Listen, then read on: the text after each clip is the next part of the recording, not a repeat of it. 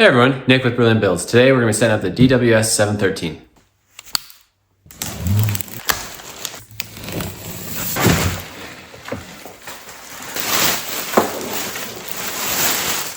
First we're going to get this little doohickey and we're going to put it right here. So the threaded part of the barrel goes into the hole and you just screw it in there.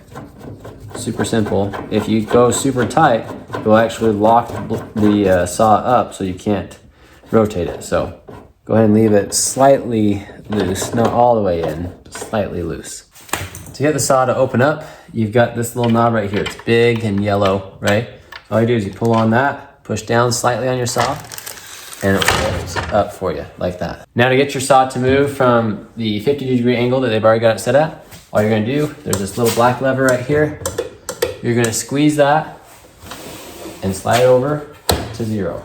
And now the saw is in a position where you can check to make sure that everything's actually plumb level and square, even though you can't actually check level because it's on a workbench. Whatever you do in your life, do not throw this away. This is for changing your blade and making different micro adjustments. If you got this little clip here on the back left of the saw, you can just clip it in, let it live there. Hopefully you don't ever lose it. If you do lose it, it's a bear because you have to find these other things that aren't as useful. So don't lose it. This is a somewhat handy feature of the saw. It does come with this material clamp. I rarely, if ever, use these things in all my trim carpentry experience, unless I was setting up a stop. So sometimes you can set up a piece of material here where you know you're gonna make a bunch of repetitions of cuts. And the way they do that is you take and slide this part into the slot there, and then you clamp it down like this. And that's how you use this little thing.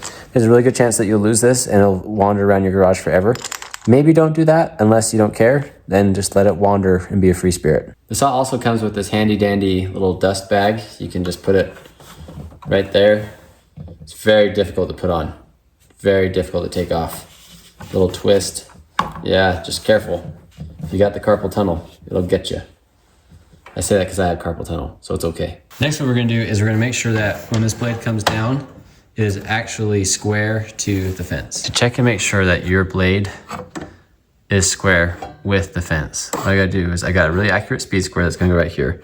I'm gonna put it tight to the fence, and now I'm gonna gently push up against the blade. Now, if you butt that up to a tooth on your blade, you're gonna get a little gap all along the actual blade. I don't know if you can see that on the camera there. I got butted up to a tooth right now. So what you're gonna do is pull the blade down far enough and line your speed square up so it's not on the tooth. Dang, that's tight. Yeah, you can see this thing came out of the box perfectly square. I got lucky and mine is square. But if you're not lucky, there are 3 screws right here. So there's one and then straight down here. So if we move this to the side, you'll be able to see it. This screw right here and then this screw right here. You can use your handy dandy tool that you just hit over here. And what you're gonna do is you're gonna loosen those 3 screws. You don't need to pull them out all the way. And then what you're gonna do is you're gonna lock this into the detent.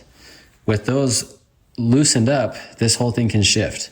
So what you're gonna do is you'll take your speed square, you're gonna butt it up tight to the fence, you're gonna pull the blade down, and what you're gonna do is you're going to move this until the edge of your speed square is perfectly lined up with the edge of your blade. Once it's there, gently lift the saw up and tighten up those 3 screws. Just as a side note, if for the people that are screaming out there, make sure your saw is unplugged when you're doing this because you're like touching the blade and stuff, right? Make sure it's not plugged in. That's a bad life choice. So now we're gonna make sure that it's actually plumb. So make sure that the saw says it's set to 0 degrees first. And then you're gonna take your speed square, gently rest it up against the blade. Make sure that you're not up against a tooth like we talked about earlier. I'm trying to decide if that's, oh, no, that's perfect. It came plumb too. Fantastic. If you were unlucky and yours did not come out of the box zeroed when you're doing your bevels, you got these 2 different bolts right here. So you can see this is gonna come, it's gonna rest on this bolt. That's my 90-degree cut, my plumb cut, right? So what you're gonna do is if you tighten this bolt down, you're gonna be pulling your blade this direction. If you loosen it and pull the blade, sorry, the nut, what is this, bolts, if you pull the bolt up, you're gonna tip your blade that way. Now, also when you're doing your 45, right here, you can test the same, and it's the exact same. You go down, that will make it so that you can go a little more than a 45. Or if you want to go up, it's going to go to more like a 44 degree. So that's something that you can test as well. In case you're curious, oh, sorry, I didn't explain. If this is how you lock that, so loosen this, and now you can tip the blade, right? Lock this back up, right, tighty, lefty, loosey, all that kind of stuff, and now the blade won't move anymore. All right, we're all set up. Let's give it a shot.